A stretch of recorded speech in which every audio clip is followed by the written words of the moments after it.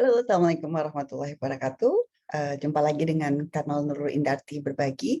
Teman-teman, kali ini saya akan menyapa teman-teman dengan memaparkan salah satu topik, melanjutkan topik seri metode pengumpulan data.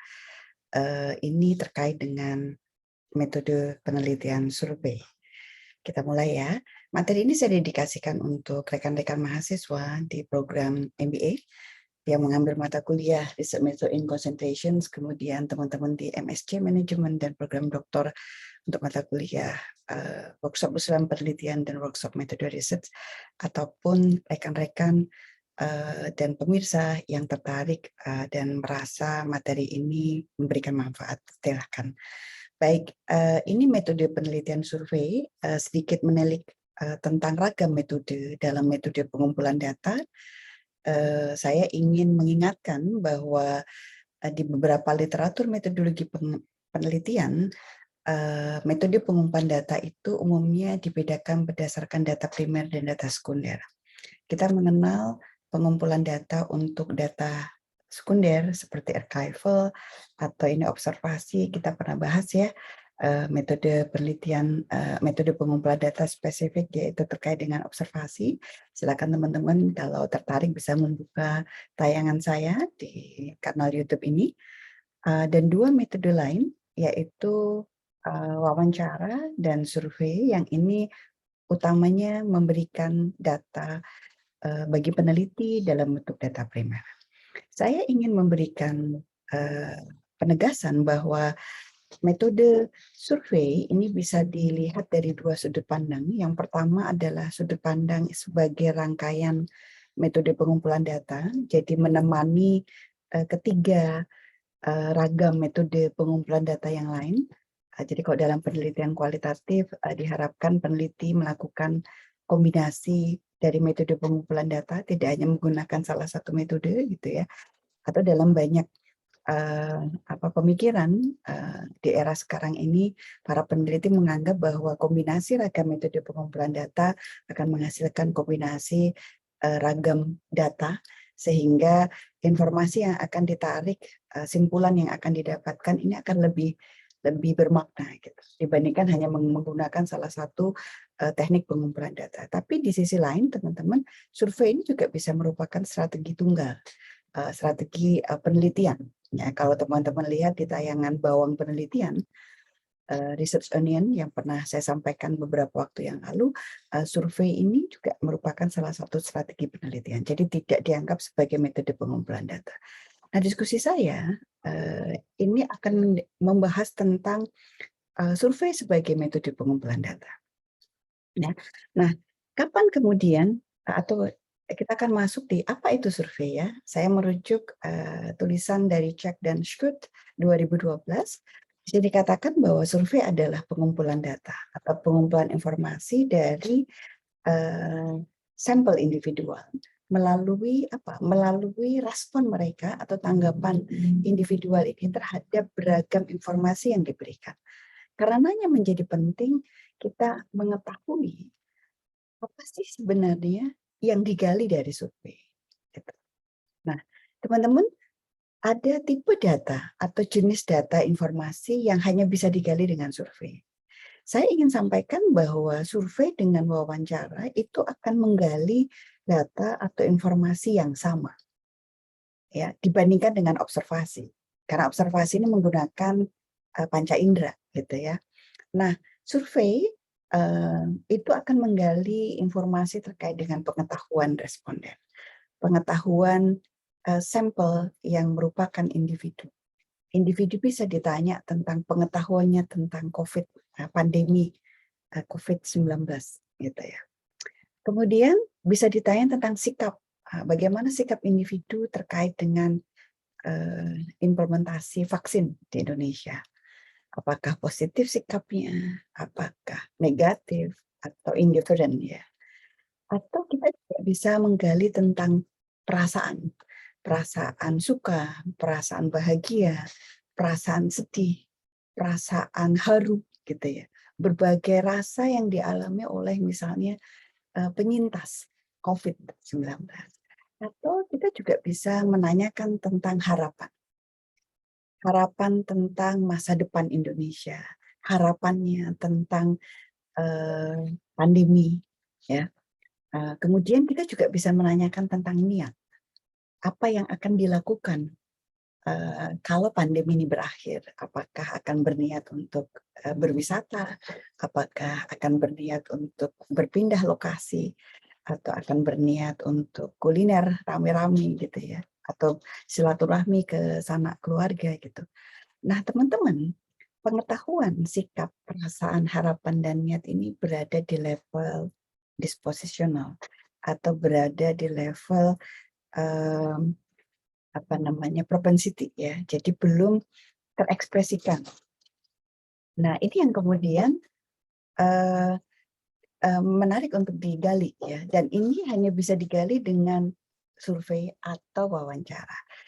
Ditambah kita juga bisa menggali tentang perilaku ya. Perilaku apakah responden atau individu ini melakukan protokol kesehatan di masa sebelumnya, apakah terbiasa hidup sehat. Nah, ini kita bisa menanyakan perilaku terkait dengan pengalaman di masa lalu atau perilaku yang sedang berlangsung sekarang. Ini adalah jenis informasi atau bentuk informasi yang bisa digali dengan survei dan juga wawancara. Nah, sehingga kita juga perlu merefleksikan kenapa ya sebuah penelitian ini perlu menggunakan survei atau kenapa survei jadi tepat untuk dilakukan. Tentu jawabannya adalah karena survei menyajikan tipe data yang unik atau tipe informasi yang spesifik. Jadi hanya ada 6 tipe informasi spesifik yang bisa digali dengan survei dan atau wawancara. Selain itu berarti bukan dengan survei. Nah, ini menjadi catatan. Kemudian, survei umumnya menyasar jumlah responden yang tidak sedikit, sehingga survei akan menggunakan pengukuran yang terstandar atau pengukuran standar dibandingkan misalnya pengukuran dengan metode wawancara mendalam atau observasi. Ya. Kemudian, survei ini akan terkait dengan kebutuhan analisis. Tadi saya sampaikan di awal bahwa survei bisa menjadi salah satu teknik pengumpulan data, sehingga ini menemani kehadiran data sekunder, gitu ya, melengkapi kehadiran data sekunder. Kemudian alasan lainnya atau pertimbangan lainnya adalah terkait dengan aspek penyampelan.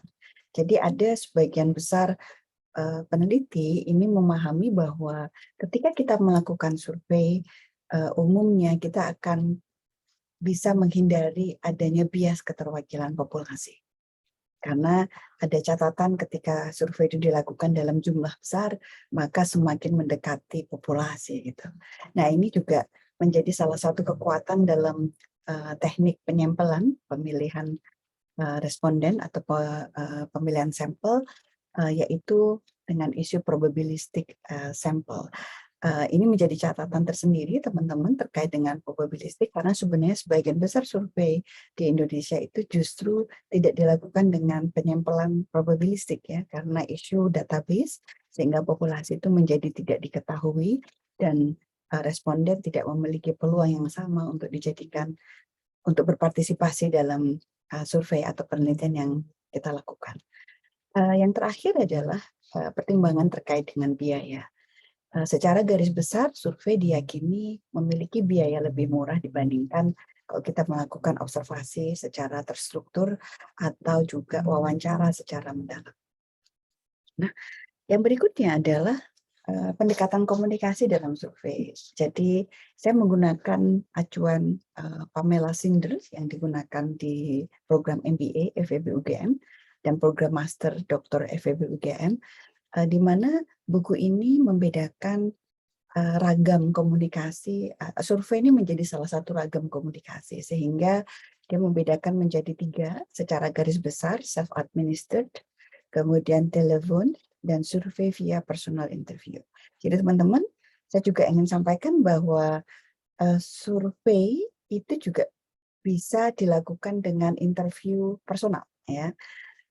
Sehingga interview personal ketika itu berdampingan dengan pelaksanaan survei, maka umumnya dia akan dilakukan dalam penelitian kuantitatif. Tapi kalau penelitian interview mendalam itu dilakukan dengan secara tersendiri ya, tidak secara survei, maka umumnya ini menjadi domain dalam penelitian kualitatif. Nah, ada satu elemen yang juga akan kita bahas yaitu web-based survey. Jadi survei yang menjadikan dengan menggunakan web sebagai media pengumpulan data. Kita coba bahas satu persatu ya. Teman-teman, ini pendekatan survei yang pertama adalah self-administered survey. Self-administered survey ini bisa dilakukan dengan kita ketemu orang, kemudian langsung menyebar gitu ya. Kita berikan dengan mencegat gitu, atau kita drop ke lokasi-lokasi di mana ada responden. Kemudian kita bisa berkomunikasi, mengirimkan pesan melalui messengers, atau berkirim dengan post ya, atau juga berkirim dengan fax misalnya jika memungkinkan, atau menggunakan provider mobile telepon yang lain, atau untuk self-administered survey juga dilakukan dengan CHASI, computer aided self administered interview ya. Nah, apa yang dipertimbangkan? Kenapa kita menggunakan self-administered survey? Ini cakupan topik. Mungkin cakupan topiknya cukup umum gitu ya, sehingga tidak memerlukan penjelasan dari enumerator gitu. Kemudian anonimitas, kita ingin menjaga kerahasiaan dari aspek responden karena mungkin isunya cukup sensitif ya. Nah, ini bisa dikelola dengan self-administered survey dan umumnya biayanya lebih murah dibandingkan tipe survei yang lain. Aksesibilitas sampel, self-administered survey ini umumnya bisa menjangkau lebih luas dan kendala waktu. Jadi kalau peneliti tidak memiliki waktu yang banyak, maka pilihan yang tepat salah satunya adalah dengan self-administered survey. Saya juga ingin memberikan tambahan catatan bahwa ini menjadi pertimbangan ketika kita tahu responden ini tidak punya masalah literasi. Jadi kalau self-administered survey ini tidak bisa dilakukan untuk responden kita yang tidak bisa membaca dan menulis gitu ya. Baik, lalu self-administered survey ini memberikan kemudahan apa? Ya, kemudahan untuk mengakses partisipan yang tidak bisa kita akses karena coverage-nya menjadi lebih luas. Lalu diyakini biayanya lebih rendah. Tadi coverage geografis menjadi lebih luas. Umumnya staf yang digunakan atau melibatkan enumerator untuk aspek ini tidak banyak.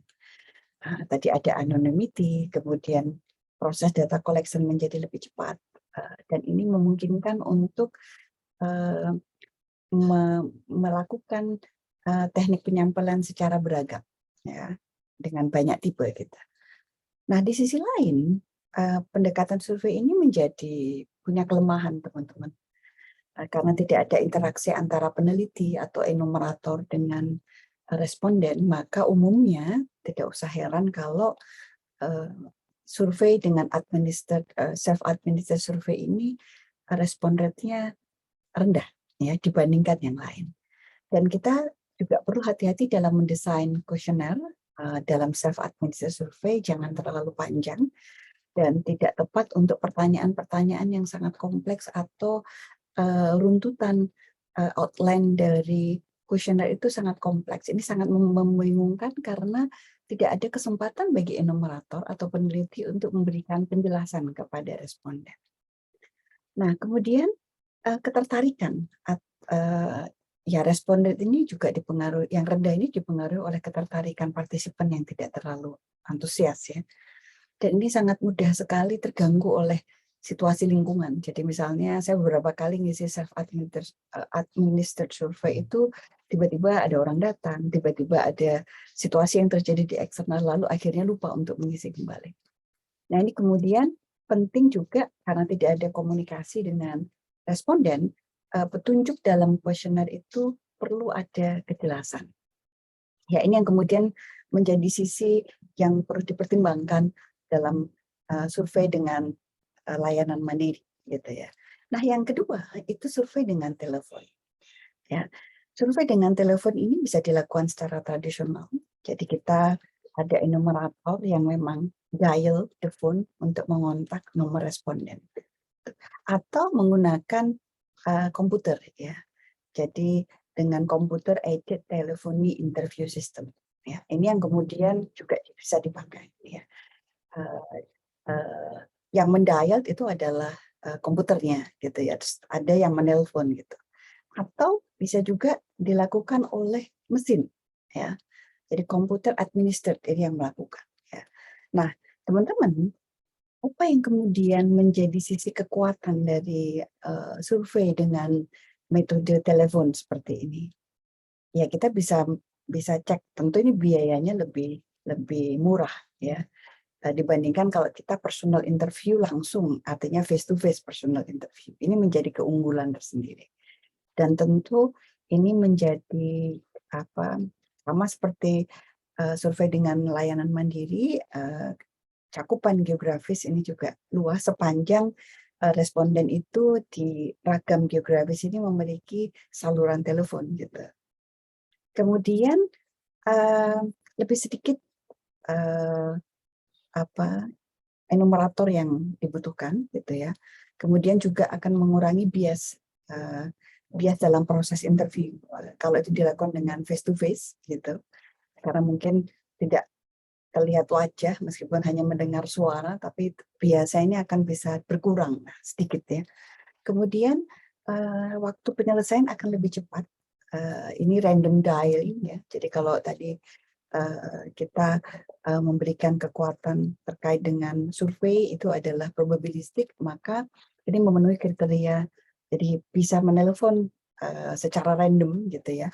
Kemudian ada software yang bisa dipakai, teknologi tertentu yang dipakai dengan SETI atau KT adalah Computer Aided Technology Telephony Interview.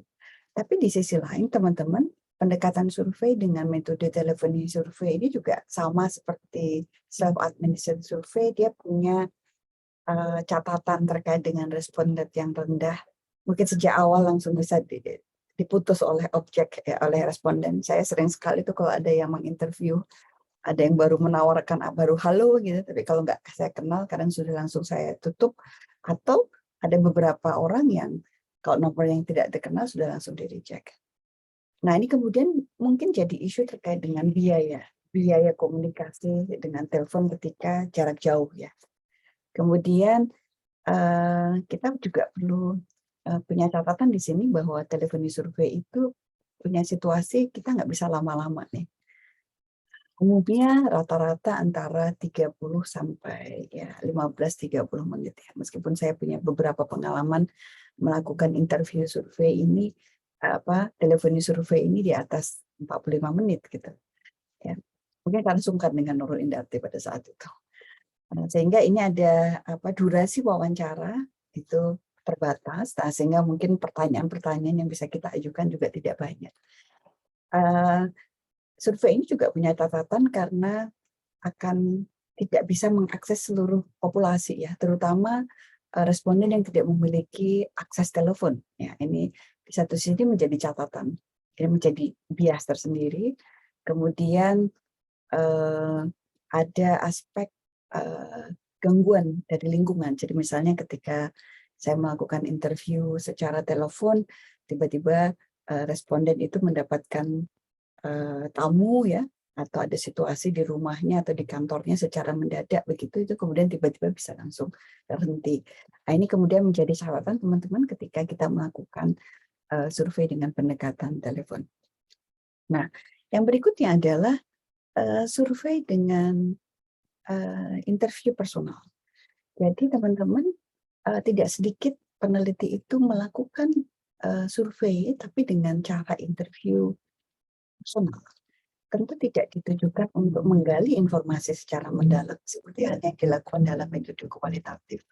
Tetapi bisa saja ini dilakukan karena responden punya keterbatasan terkait dengan literasi ya, tidak bisa baca tulis, atau mungkin pertanyaan yang kita desain ini cukup kompleks sehingga dengan personal interview, wawancara secara personal, kita ingin memastikan responden tidak memiliki kebingungan dan ada aspek ambiguitas terkait dengan ini. Dan juga sebagian peneliti menggunakan survei via personal interview itu untuk meningkatkan balikan respons ya. Jadi dia berharap bahwa dengan strategi ini maka balikan respons atau respon rate itu akan lebih optimal. Syukur-syukur bisa 100%. Nah, survei secara metode ini bisa dilakukan dengan penjadwalan sebelumnya atau on the spot ya, langsung. Nah, sisi baiknya adalah tadi, respon rate akan jauh lebih tinggi dibandingkan dua metode yang lain. Kemudian kita bisa melakukan proses interpretasi penjelasan kuesioner dengan lebih baik kepada responden. Kemudian kita juga bisa menyasar kepada responden yang tidak punya literasi. Kemudian kita bisa juga terkait dengan random dialing ya. Dan ini juga bisa menggunakan teknologi yang disebut dengan CAPI, Computer Aided Personal Interview ya. Jadi nanti proses interviewnya secara survei ini juga bisa direkam. Nah, teman-teman, tentu beberapa keuntungan ini memberikan konsekuensi. Ini adalah salah satunya adalah terkait dengan high cost, biaya yang tinggi. Kemudian kita juga perlu benar-benar memastikan bahwa interview enumerator yang kita minta dalam proses survei ini memiliki kemampuan, pengetahuan dan keterampilan yang baik. Ya. Kemudian tentu ini time consuming. Ya. Dan tentu melibatkan banyak enumerator. Kami pernah melakukan survei kerjasama dengan salah satu kementerian di Indonesia untuk survei di 6 kota. Kami melibatkan 40 enumerator itu di level S2 dan ya di level S2 mahasiswa S2 dan lulusan S2 ini di training berkali-kali dan 40 orang ya untuk 6 kota di Indonesia. Jadi ini yang kemudian menjadi catatan tersendiri. Ya, ini ditambah kemudian ada isu terkait dengan bias, ya bias dalam proses interview, ya karena mungkin ketemu langsung sehingga apakah ada social desirability bias ya, bias karena aspek sosial, jadi karena ada enumerator hadir, kemudian responden melihat sosok enumerator, nah ini kemudian menjadi tidak nyaman atau kecenderungannya menjawab secara normatif. Ini yang kemudian menjadi catatan tersendiri. Nah, yang berikutnya adalah apalagi sekarang terkait dengan kehadiran the Internet of Things, banyak peneliti ini kemudian memanfaatkan venue, website untuk kemudian menjadikan tempat pengumpulan data.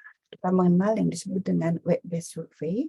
Kita bisa menggunakan dengan cara fee-based service atau menerapkan software-software untuk survei tertentu ya. Ini turnaround, prosesnya akan cepat, kemudian memungkinkan peneliti untuk menggunakan rangsangan visual. Ini juga memungkinkan kita untuk mendesain dalam konteks penelitian longitudinal. Kemudian kita bisa mengakses partisipan dengan lebih baik. Ini juga menjaga aspek anonymity dan juga terkait dengan akses data dan pengalaman yang tidak tersedia, gitu ya. Kemudian sisi kelemahannya apa nih, teman-teman? Web-based ini juga bisa melakukan ada bias yang disebut dengan self-selection bias, ya. Ini yang umumnya terjadi dari aspek responden yang mengisi. Coverage ini juga menjadi isu. Biaya ini relatif menjadi isu juga ketika kita menggunakan web-based yang berbayar ya. Kemudian ada aspek tantangan tersendiri atau kesulitan dalam mengembangkan teknik penyampaian. Kita tidak bisa menentukan besaran populasi yang sebenarnya kita dapatkan gitu, atau kita akan sasar gitu.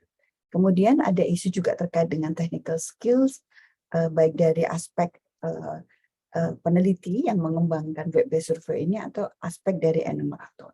Dan juga isu terkait dengan compatibility ya, ketika kemudian web-based survey ini dibuka dari beragam eh, eh, media. Jadi misalnya mungkin dibuka dari HP atau dibuka dari iPad atau juga dibuka dari laptop misalnya atau personal komputer. Nah, teman-teman, yang selanjutnya mungkin menarik untuk kita bahas adalah bagaimana meningkatkan responden itu atau tingkat responden itu bisa menyelesaikan ketika dia berpartisipasi dalam sebuah survei, baik itu self-administered survei, kemudian telephony survei, web-based survei, maupun survei dengan face-to-face, ya, atau survei dengan personal interview. Kalau survei dengan personal interview mungkin karena saling ketemu langsung, jadi ketika tingkat penyelesaian responden menjawab itu bisa dipastikan tinggi, ya. Tapi dengan 3 metode yang lain tampaknya ini menjadi catatan. Jadi melakukan yang pertama adalah notifikasi lanjutan. Jadi kalau misalnya kita menyebar kuesioner dengan post, ya, kita bisa mengkonfirmasi dengan reminder gitu ya, dengan notifikasi lanjutan untuk informasi lebih lanjut kepada responden gitu ya, bahwa ini akan ada survei, atau juga bisa mengingatkan atau reminder kepada responden, oh ini kami minta bantuanmu lagi loh ya. Nah, jadi ada pendahuluan gitu ya, informasi awal gitu ya, kemudian diinformasikan kembali atau diingatkan kembali. Kemudian dalam desain format kuesionernya ini juga ada petunjuk kembali, ya, ada petunjuk terkait dengan pengisian gitu. Kemudian penting juga kita bisa menerapkan, mungkin perlu memberikan insentif moneter di beberapa desain survei. Metode survei yang saya kembangkan itu saya memberikan voucher gitu ya, penghargaan kepada responden yang bisa menyelesaikan survei dengan mengisi jawaban saya di web survei ini dengan selesai gitu, dengan insentif moneter baik dalam bentuk mungkin transfer atau voucher tertentu gitu ya. Kemudian ada yang mengatakan kita juga perlu memberikan informasi dengan responden terkait dengan batas pengisian. Kapan ya deadline atau batas pengisian dari survei yang kita lakukan ini akan berakhir. Jadi mengingatkan kembali dan menginformasikan terkait dengan batas pengisian, dan juga penting untuk menginformasikan durasi. Jadi responden ini kira-kira tahu ya berapa lama yang akan diinvestasikan terkait dengan waktu pengisian kuesioner gitu. Kemudian anonimitas dan kemudian ajakan untuk berpartisipasi. Jadi kita bisa meminta atau mengajak dengan mengontak secara langsung gitu ya, atau menyebarkan di beragam WhatsApp group misalnya, untuk kemudian meminta para calon responden kita untuk terlibat dalam proses penelitian. Dan kita juga perlu memastikan bahwa desain survei yang kita lakukan itu apapun caranya atau apapun metodenya, ini akan menjaga aspek anonimitas. Harapannya dengan beberapa poin ini bisa meningkatkan completion rate, gitu ya. Nah, demikian teman-teman materi yang ingin saya bagikan. Ini menjadi materi pembelajaran, jadi silakan teman-teman mahasiswa di kelas saya bisa menggunakan ini sebagai pemantik diskusi kita di kelas. Secara teknis nanti kita akan banyak berdiskusi dan membahas lebih lanjut di kelas yang saya ampu. Semoga ini bermanfaat. Mohon maaf jika hal tertentu membuat Anda tidak berkenan. Assalamualaikum warahmatullahi wabarakatuh.